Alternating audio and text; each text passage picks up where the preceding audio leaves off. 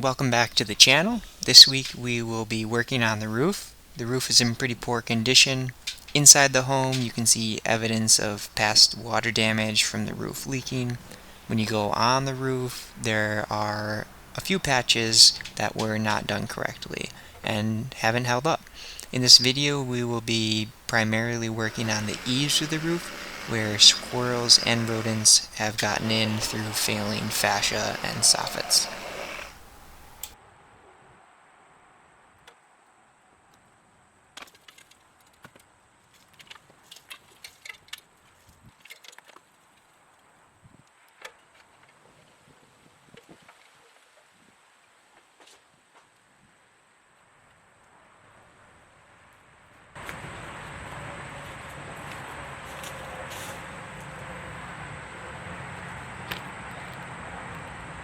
Still some fur.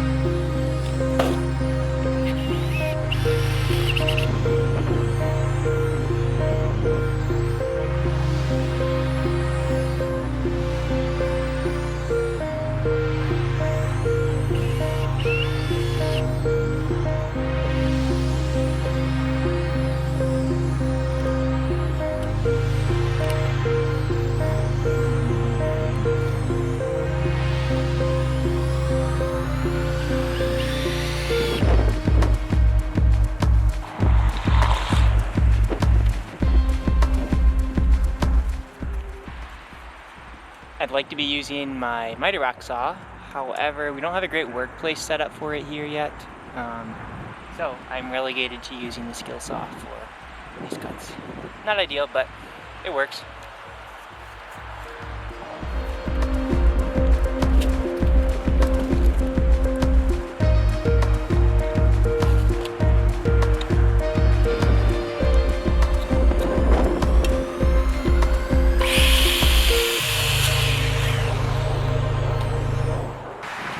So I haven't really given an introduction to what I'm up to on the soffits and the fascia, but essentially there was a lot of rotting up there, kind of a squirrel highway into the house, as I think you'll see in a couple other clips. Found some skeletons.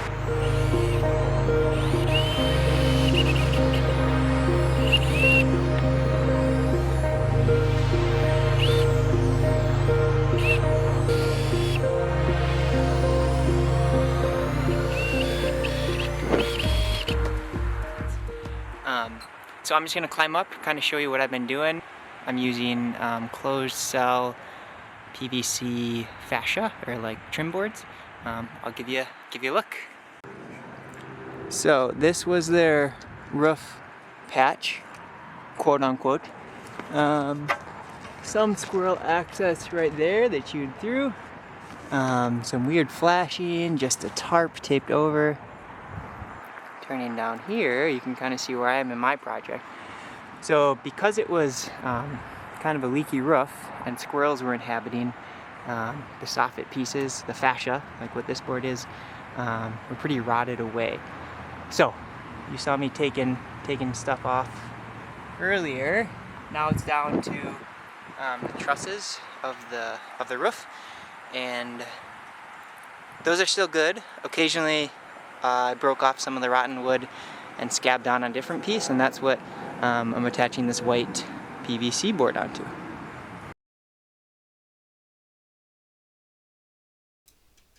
Up here on top of the roof, we started removing the old shingles. There were also 4 vents that we removed. You can see one of them on the left there that we then replaced with newer ones. There were also 2 satellites on this side of the roof that we took down.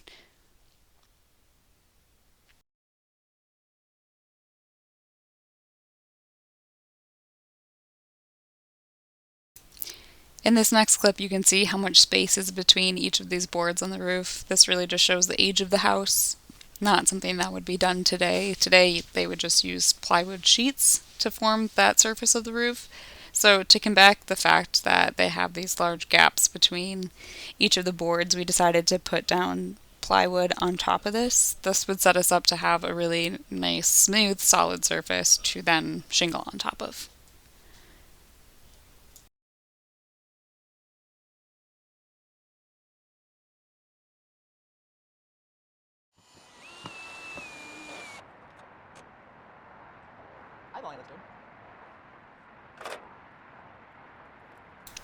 So, as you can see from the seams of the plywood sheathing, there are some definite gaps, half inch up to maybe an inch in some spots, in between the sheathing.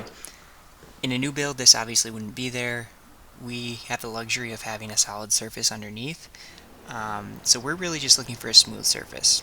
Because there was more gapping than I would have liked in a perfect world, I just had to be cognizant of that while I was nailing the shingles. Because really what you don't want is when you're nailing the shingles to have the nail blow through and then create a point of water entry in that shingle.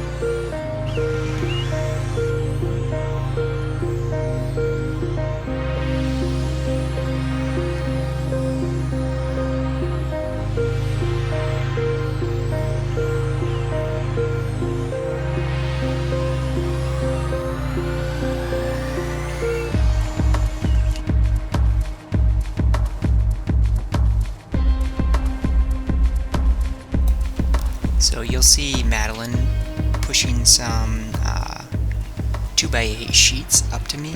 These were 8x4 sheets that we put on the roof. We had to cut a lot of them down to halves just because an 8x4 sheet with the two of us really wasn't doable safely. There was a night that Madeline's dad came over and we were able to get the 8x4 sheets up there, which made it go a lot faster, but when it was just the two of us, it wasn't very easy to maintain a safe environment and do an 8x4 sheet. Hence the patchwork.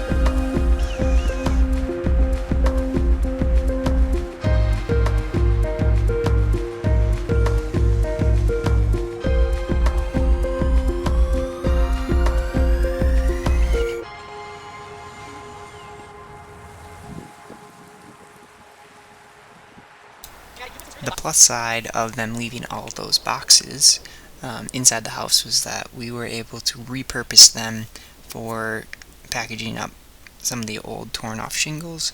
At this point we didn't have the dumpster anymore, and just with like our timeline of doing this after work and on the weekends, it makes it a little bit difficult to just time a dumpster without paying a lot for fees just to keep it on the property. So we boxed up a lot of the shingles and dropped them off at the dump in individual loads. which these boxes came in super handy for.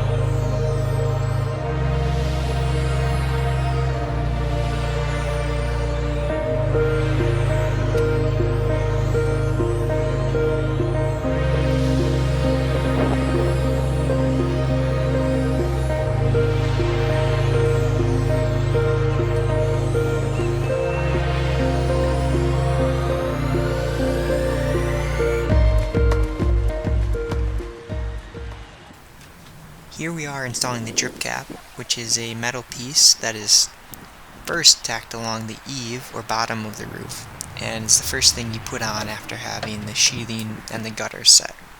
In our video next week, you'll see us do the next stages of the roof, which involves installing a couple different types of waterproofing membranes, more drip caps along the sides or gables of the roof, and then finally the shingles and the flashing on the chimney. Thanks for watching. Don't forget to like and subscribe if you enjoyed the content, and stay tuned for next week's video.